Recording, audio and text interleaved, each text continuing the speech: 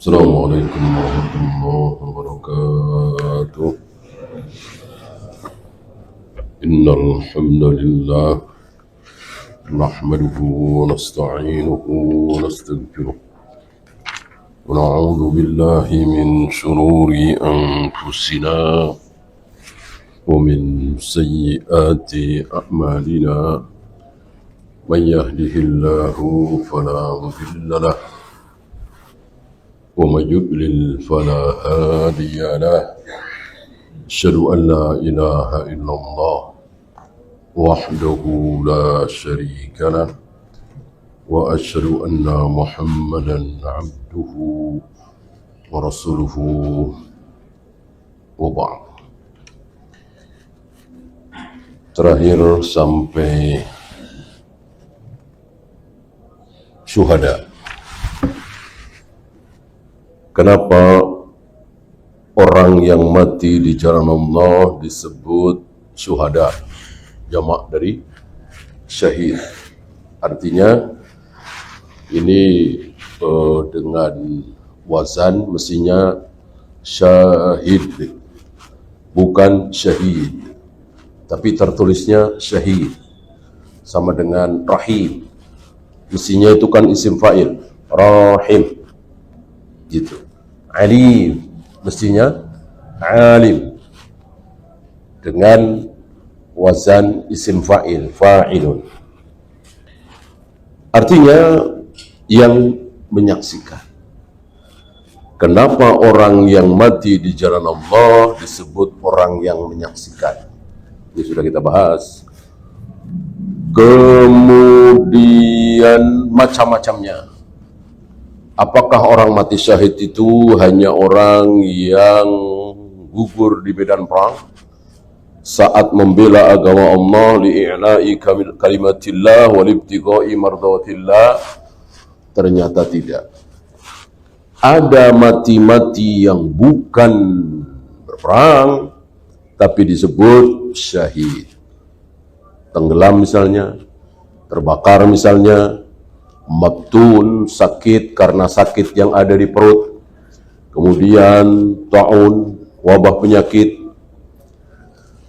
kemudian melahirkan.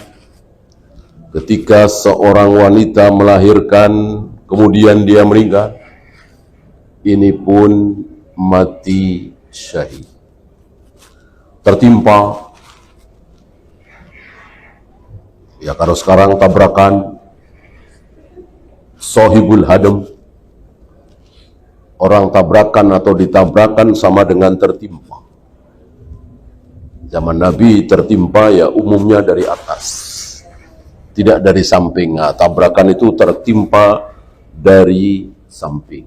Ini bisa dikiaskan karena bukan masalah ibadah makhluk.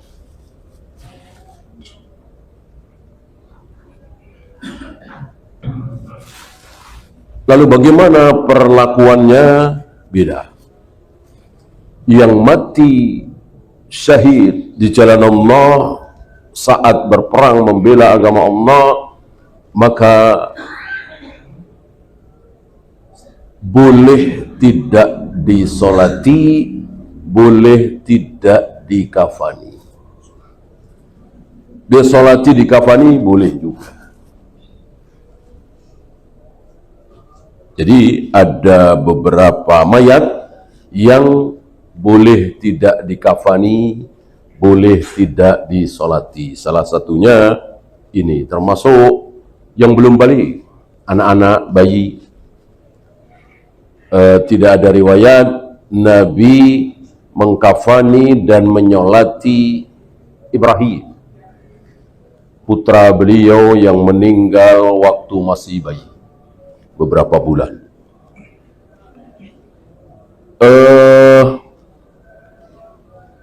Adapun mati syahid yang di luar jihad fisabilillah, tenggelam misalnya, terbakar misalnya, dan seterusnya, maka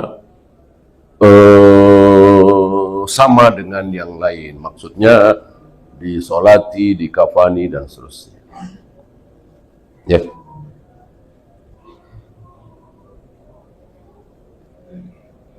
Beberapa sahabat yang meninggal bersama Nabi saat jihad, ada yang dikafani, ada yang tidak. Di antaranya Mus'ab bin Umair.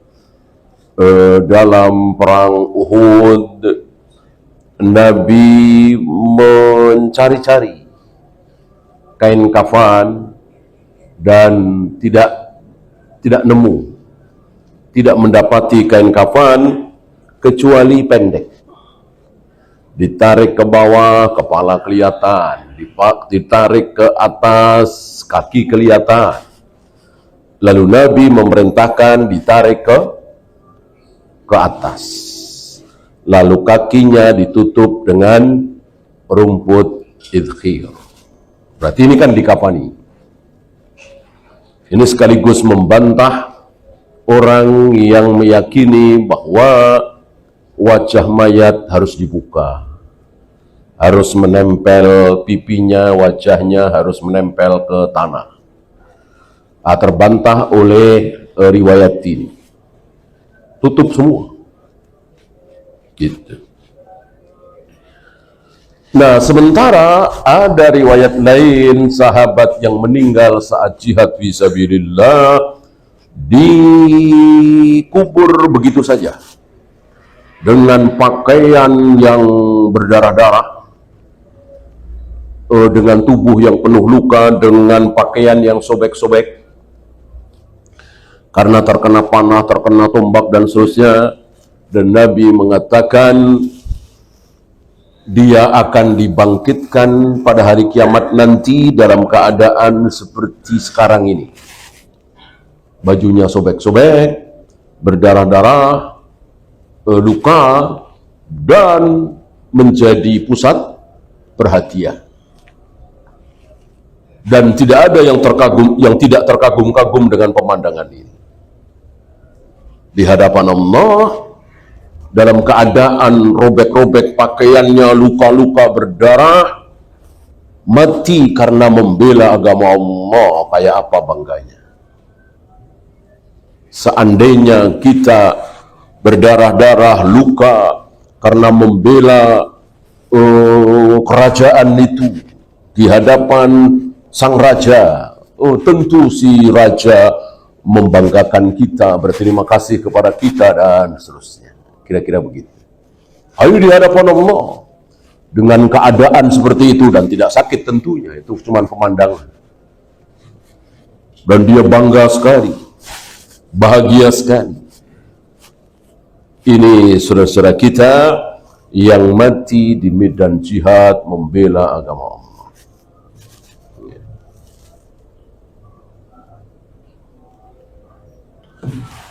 Kemudian berdoa.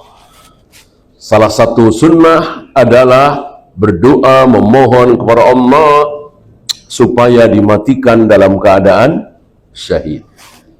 Man sa'alallaha syahadata bisidqin. Barang siapa berdoa memohon kepada Allah supaya dimatikan dalam keadaan syahid, ballaghahullahu manazil syuhada, maka Allah akan sampaikan dia ke derajat orang mati syahid. Pasti dia mati syahid, kira-kira begitu. Wa imma ta'ala firasyihi. Walaupun akhirnya mati di atas tempat tidurnya, kasurnya. Bukan mati jihad, tapi tetap syahid. Kenapa? Karena dia memohon kepada Allah mati syahid bisidqin, dengan benar, serius. Gak asal-asalan, gak basa-basi mintanya. Betul-betul, ya Allah matikan aku dalam keadaan syahid. Aku siap berjihad membela agama Engkau ya Allah, dan mudah-mudahan ketika aku berjihad itu aku mati. Leherku putus misalnya, ususku keluar, jantungku keluar, kepalaku remuk, badanku hancur, aku siap ya Allah. Dan itu benar. Siap. Tiba-tiba paginya dia naik bus misalnya. Ya. Baru setengah jam itu di bus ada rampok. Ya. rampok-rampoknya ini mengatakan kumpulkan handphone, dompet, baca, ya.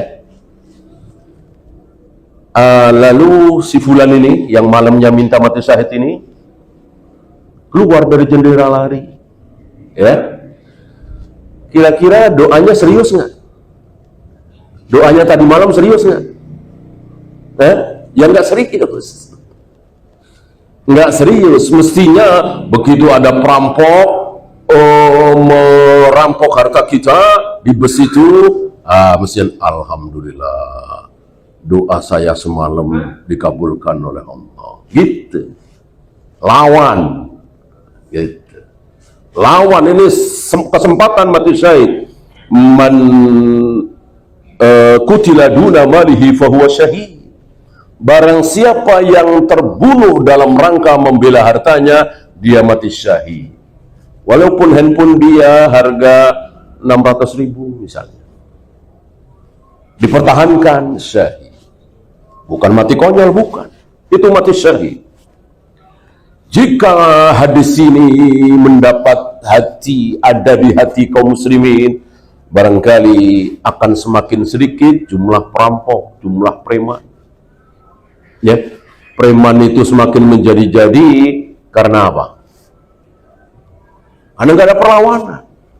Ya, datang ke warung, ya, belum bentak-bentak, udah disediain 1.000, 2.000, ya. Ya mangkinan itu si preman. Udah disiapin martabak, udah disiapin gorengan karena dia gorengan, ya. Makin seneng itu, makin ketagihan. Preman itu mestinya dibentak, diusir, jangan dikasih, biar dia kapok. Kalau para pedagang begitu semua, insya Allah. Ini seperti yang sering kita bahas, bahwa dengan kaum muslimin mengamalkan sunnah itu, maka masalah demi masalah akan terselesaikan. Ini salah satunya. Sunnah ini tidak diamalkan oleh kaum muslimin. Alah, ngapain lah, cuman gorengan 3, ngosok nyawa. Ya ini kan syahid. Ya kalau orang Amerika, orang Jepang, orang Eropa kan nggak tahu rahasia ini. Nggak ada istilah mereka mati. Ini mati syahid. Kalau kita mati surga, jaminan dari Allah dan Rasulnya. Kenapa kita takut, kan gitu? Kesempatan mati syahid. Gitu ya.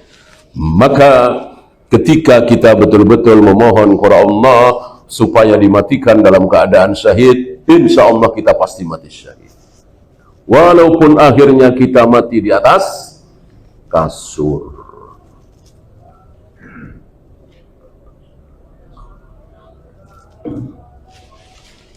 Dan itu permohonan kita kepada Allah supaya dimatikan dalam keadaan syahid.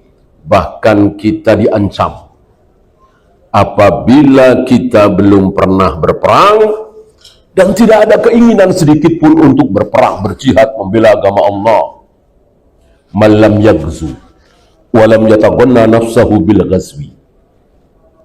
Barang siapa yang belum pernah berperang, belum pernah berjihad, seperti kita ini kan rata-rata belum pernah. Tidak seperti mungkin kakek buyut kita dulu pernah dengan Jepang misalnya, Belanda misalnya, atau zaman dahulu ketika masih ada jihad, atau mungkin saudara-saudara kita di Gaza misalnya, di Bosnia dulu, di Moro, di Patani, di Myanmar dan seterusnya. Mereka berjihad walaupun difa, gitu. Nah kita semua ini belum pernah, dan nggak pernah ada keinginan untuk berperang. Maunya ya mana-mana aja lah. Yang dagang, yang usaha, yang pegawai, maunya mana-mana aja sampai mati. Ya, nggak pingin. Maka lalu dia mati, maka apa? Pernah dengar di sini? Famata fi syu'batin minan nifaq maka dia mati dalam keadaan cabang kemunafikan. Munafik itu kan ada beberapa cabang-cabangnya. Salah satu cabang kemunafikan ini, benci dengan jihad, nggak mau perang, nggak mau jihad, maunya aman-aman saja. Sebagaimana penyakit yang melanda kaum muslimin rata-rata hari ini, ketularan orang kafir. Orang kafir betul, orang kafir itu nggak suka berperang. Ya. Nah, orang-orang Islam ketularan. Maka mestinya kita tergerak, punya keinginan, membayangkan alangkah baiknya seandainya ada jihad. Syukur-syukur bukan difa, tapi tolak. 300 atau 400 tahun terakhir ini, jihad-jihad yang ada adalah difa, dalam rangka membela diri, pasif. Diserang, balas serang. Musuh datang, kita lawan. Beda dengan di zaman Nabi, sahabat, tabi'in, atba'ut tabi'in, terus sampai Umar bin Abdul Aziz, sampai Harun al-Rashid.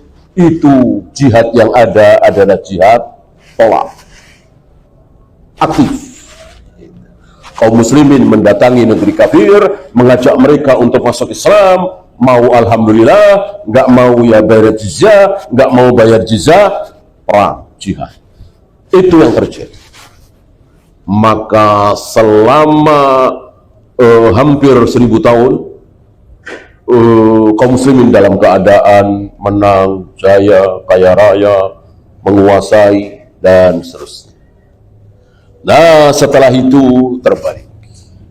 Ketika kaum muslimin tidak lagi jihad secara tolak, hanya difa saja, kaum muslimin terpuruk, miskin, dikuasai, mundur, terjajah, dan itu di mana-mana. Ya, kira-kira 500 atau 600 tahun terakhir, kaum muslimin dalam keadaan terpuruk, dijajah, diserang, tidak menguasai tapi dikuasai.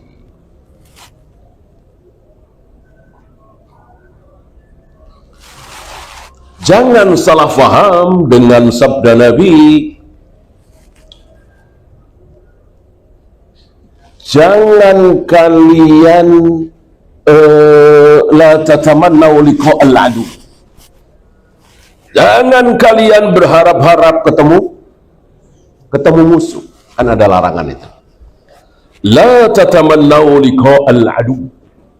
Jangan kalian berharap-harap ketemu musuh. Loh, berarti jangan berharap perang dong. Perang kan pasti ketemu musuh, mana ada perang tanpa musuh. Kok Nabi mengatakan jangan berharap ketemu musuh? Sementara di sini yang tidak ingin berperang mati dalam keadaan cabang kemunafikan. Bagaimana menjamak dua hadis ini? Dua-duanya sahih, dua-duanya sabda Nabi. Gak mungkin bertentangan. Nah, disinilah para ulama menjawab bahwa ini masalah waktu. Masalah waktu. Kapan kita berkeinginan untuk jihad perang? Sekarang ini. Sekarang ini. Dalam keadaan tidak ada musuh, dalam keadaan ya seperti sekarang inilah. Kapan kita jangan berharap-harap ketemu musuh? Ketika kita sudah berada di daerah musuh, musuh sudah kita kepung. Loh, kok aneh, musuh sudah kita kepung, kita nggak boleh berharap ketemu musuh. Kenapa? Kita berharap musuh itu masuk Islam. Ketika kan jihad itu datang langsung mengajak musuh yang orang-orang kafir itu suruh baca syahadat la ilaha illallah Muhammadur Rasulullah. Ketika mereka mau, alhamdulillah. Itu yang kita harapkan. Jangan ada pasukan, jangan ada prajurit yang berharap lain. Itu tujuan seluruh prajurit Islam. Supaya orang-orang kafir yang kita datangin ini pada baca syahadat.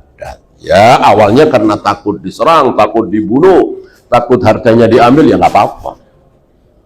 Nggak apa-apa. Kan disebutnya mu'allafatu qulubihim. Hati mereka perlu dilembutkan karena lemah. Ya lemah imannya, orang baru dengar Islam, enggak masalah. Karena takut, karena ini, karena itu, enggak masalah. Itu yang dimaksud.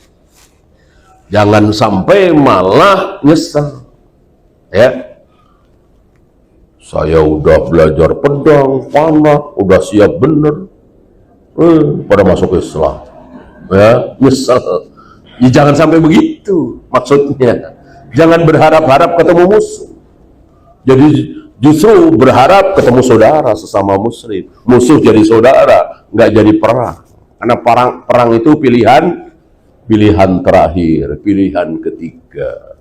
Pilihan pertama syahadat, pilihan kedua jizyah, pilihan ketiga baru perang. Ya, jadi jangan salah paham dengan sabda Nabi Sallallahu Alaihi Wasallam. Ya, kita lanjut. Wa qad dakhala fi hadhil jumlati, termasuk dalam jumlah kalimat ini. Jadi kita kembali ke awal bahwa fala udula li ahli sunnati wal jamaati. Bagi ahlu sunnah wal jamaah tidak ada penyimpangan amma ja'a bihil mursalun, dari apa yang dibawa oleh para nabi, para rasul. Ini sifat khusus ahlu sunnah wal jamaah, mengikuti para nabi, para rasul, tidak menyimpang.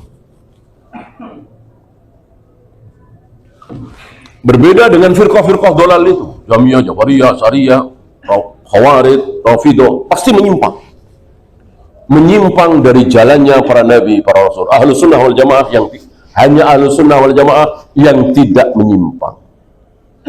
Hanya ahlu sunnah, atau hanya al-firqatun najiyah, atau hanya at-taifatul mansurah, atau hanya al-ghuraba, atau hanya salaf. 5 nama satu kelompok. Satu kelompok ini 5 nama. Ma wasafallahu bihi nafsahu fi suratul Ikhlas. Beliau memberikan contoh dalam suratul Ikhlas. Menarik tentang suratul Ikhlas ini. Menarik sekali. Antum lihat surat Al-Fatihah misalnya. Ya. Kenapa disebut surat Al-Fatihah? Ya, pembukaan. Kan Al-Quran diawali dengan surat Al-Fatihah. Kenapa disebut dengan surat Al-Baqarah? Antum tahu jawabannya. Karena ada peristiwa penyembelihan Al-Baqarah, sapi betina. Kenapa disebut surat Ali Imran? Karena di surat itu menceritakan ada kisah tentang keluarga Imran. Ali itu keluarga. Kenapa disebut surat An-Nisa? Ini lebih jelas lagi ya. Ada hukum-hukum tentang wanita di surat itu. Kenapa disebut surat Al-Kahfi, gua? Antum tahu jawabannya. Kenapa disebut surat Asy-Syu'ara, para penyair? Bukan para pemusik ya, para penyair ya. Antum tahu jawabannya, kenapa surat itu disebut Asy-Syu'ara? Surat Asy-Syu'ara, ada para penyair di situ disebutkan. Lah kalau Al-Ikhlas, kan dari katanya, dari kalimatnya qul huwallahu ahad, Allahus samad, lam yalid wa lam yulad wa lam yakul lahu kufuwan ahad. Ada kata-kata ikhlasnya enggak? Enggak ada. Ini menarik ini ya. Enggak ada kata-kata. Kalau Al-Baqarah ada kata-kata Al-Baqarahnya. Kemudian Ali Imran ada kata-kata Imran, Ali Imran, An-Nisa, ya, Al-An'am, At-Taubah dan seterusnya.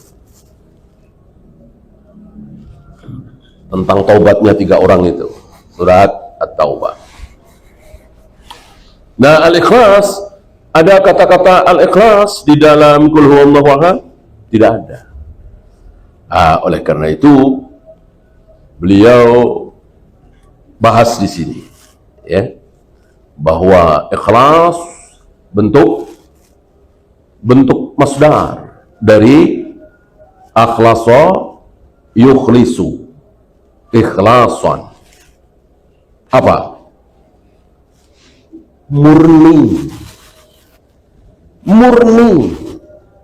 tidak tercampur apapun, murni, ya.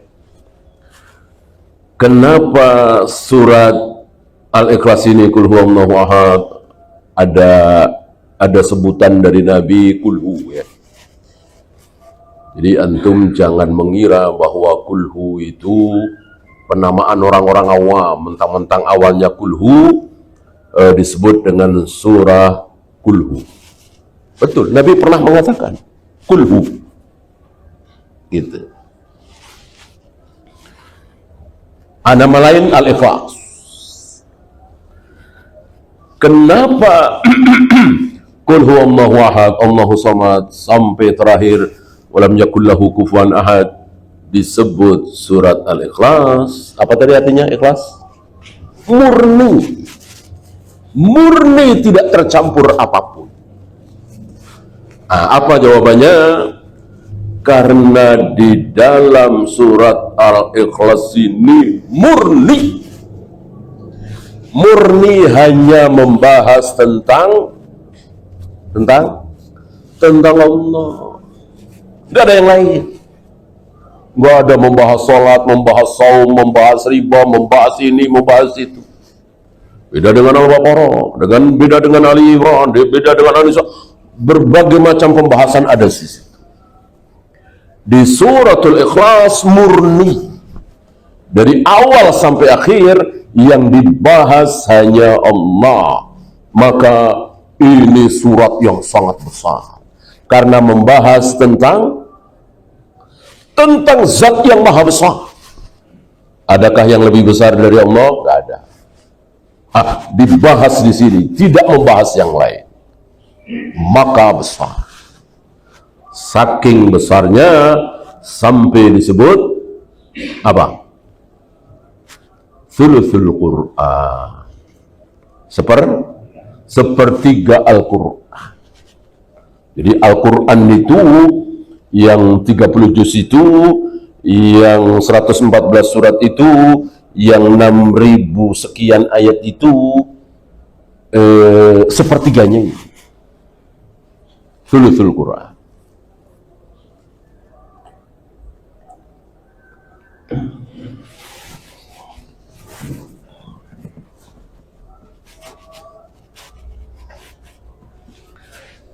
Wa huwa qad jama'a fima wasafa wa samma bihi nafsahu. Di sini Allah mensifati dirinya, menamakan dirinya itu bainan nafi wal itsbat. Antara nafi dan isbat. Masih ingat? Nafi dan isbat adalah apa? Nafi dan isbat adalah rukun apa? Rukun syahadat. La ilaha illallah itu rukun tauhid, rukun syahadat adalah nafi dan isbat.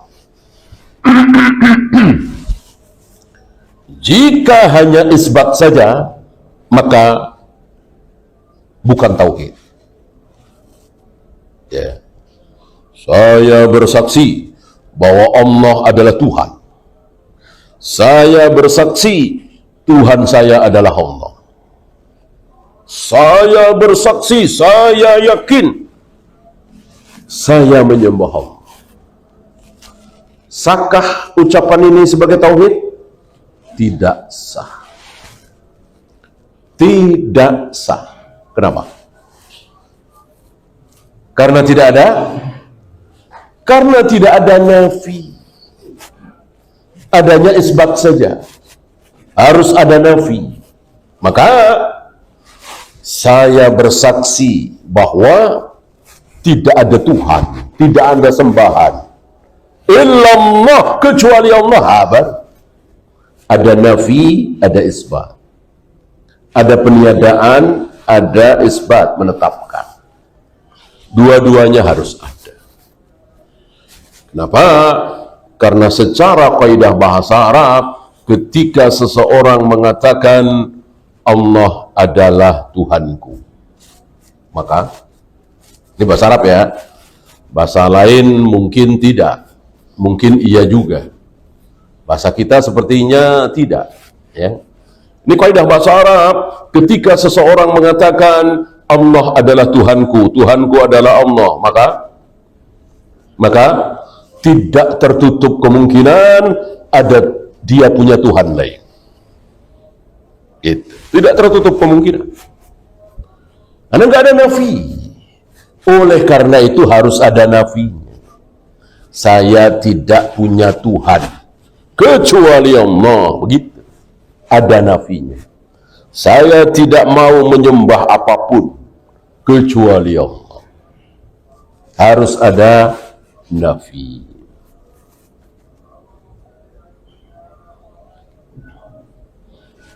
Kalau nafi saja tanpa isbat, ya ateis, komunis, tidak ada Tuhan, ya tentu ini kufur batil. Jadi dua-duanya harus ada nafi, harus ada isbat.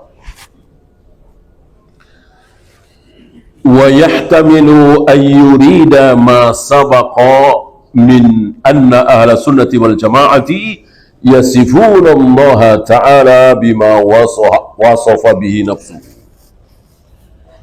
Ini sebagaimana penjelasan di awal bahwa ahlus sunnah wal jamaah tidak mau mensifati Allah kecuali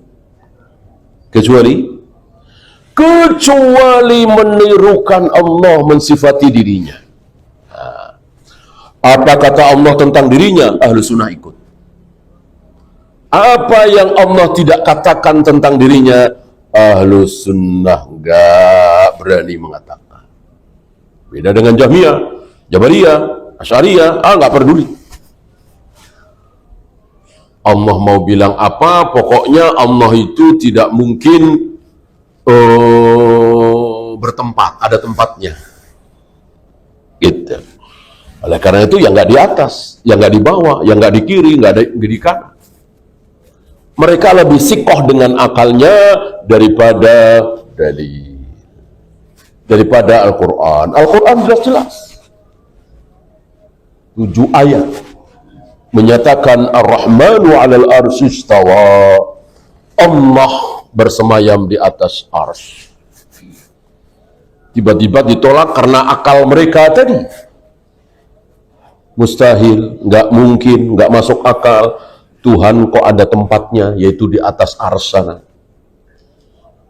Ada langit pertama, kemudian atasnya kedua, kemudian ketiga, 4, 5, 6, 7, kemudian atasnya ada kursi, di atas kursi ada arsy. Nah, di atas arsy jauh sana ada Allah. Ini mustahil katanya. Dikemanakan ayat itu? Mereka lebih sikoh dengan akalnya, logikanya daripada firman Allah sendiri, sabda Nabi sendiri. Masih ingat prinsip siapa ini? Lebih sikoh, lebih yakin, lebih percaya dengan logika mereka sendiri daripada ucapan Nabi Musa. Kelakuan siapa ini? Mental siapa? Yahudi. Ditirukan oleh sebagian kaum muslim, mungkin sebagian besar kaum muslimin hari ini. Ini mental Yahudi. Lebih aman, lebih nyaman, lebih sikoh dengan akal logika mereka sendiri daripada ayat Al-Quran. Apalagi sudah berbicara tentang tangan Allah, jari Allah, betis Allah, semakin liar akalnya. Enggak ada. Masa si Allah segala punya betis, ya? Saqullah keluar dari lisan Nabi. Kata-kata sakumullah, betis Allah akan Allah tampakkan di mahsyar nanti.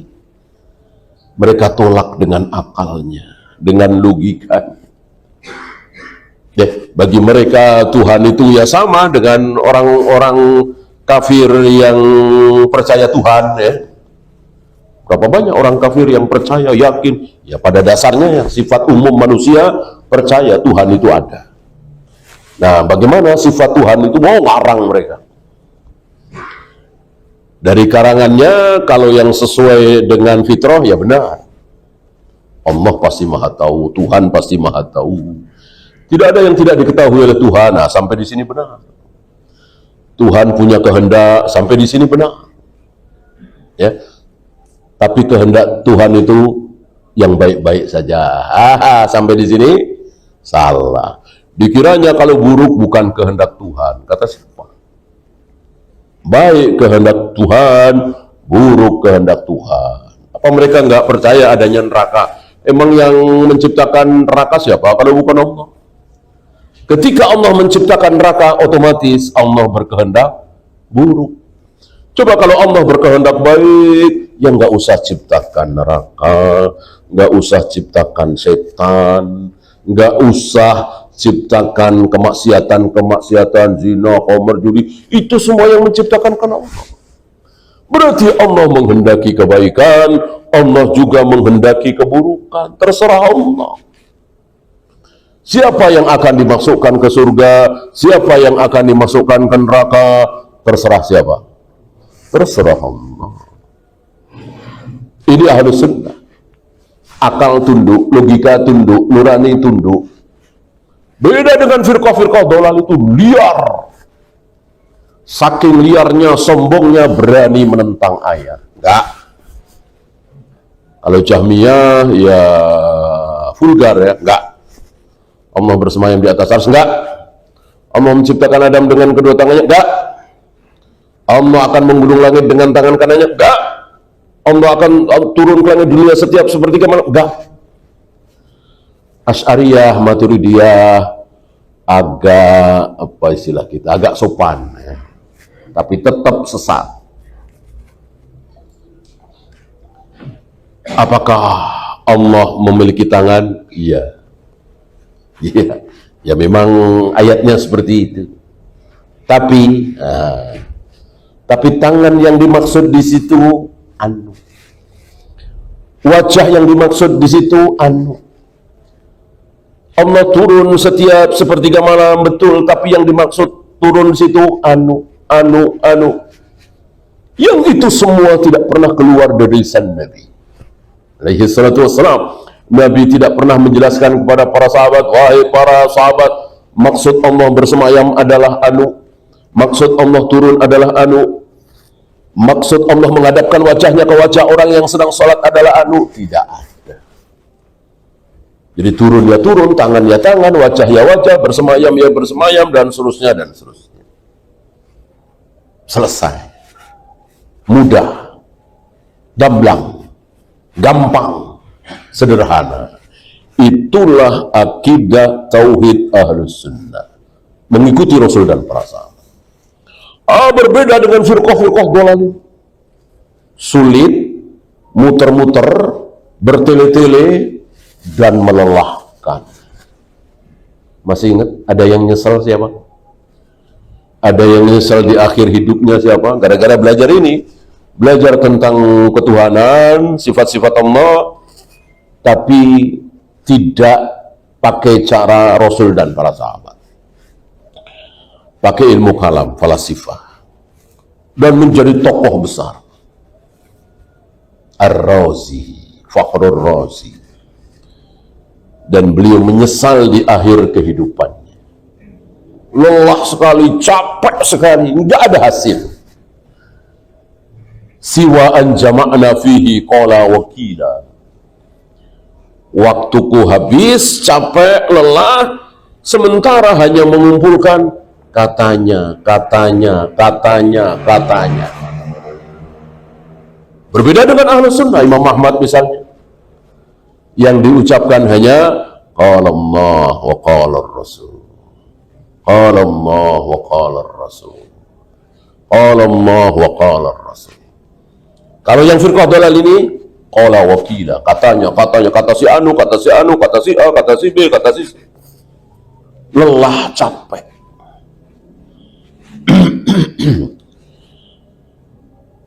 Ada dua tokoh ahlul kalam, Abu Thawr dan Husain al-Qarabisi, yang akhirnya bertekuk lutut di hadapan Imam Syafi'i setelah berjam-jam. Sepertinya bukan berjam-jam lagi, seharian di rumah Imam Syafi'i itu bertanya ini, bertanya itu, bertanya ini, bertanya itu. Awalnya mendebat. Di kemudian hari dua orang ini bertaubat ke manhaj salaf dan mengatakan, setiap kali kami bertanya kepada Imam Syafi'i, maka tidak keluar dari mulut beliau kecuali qala Allah wa qala Rasul, qala Allah wa qala Rasul, qala Allah wa qala Rasul. Begitulah Ahlus Sunnah. Apalagi berbicara tentang Allah, gak ada yang ngarang sendiri. Betul-betul ini ayatnya, ini hadisnya, ini ayatnya, ini hadisnya. Lalu malam itu kami pamit meninggalkan rumah Imam Syafi'i, sekaligus meninggalkan bid'ah kami. Dibikin sadar oleh Imam Syafi'i. Dua tokoh ahlul kalam ini, Abu Thawr dan Husain al-Qarabisi, ya. Belakangan menjadi ulama Ahlus Sunnah, tapi ada beberapa pelajar, ya, yang tidak mau duduk di majelisnya Abu Thawr, ya.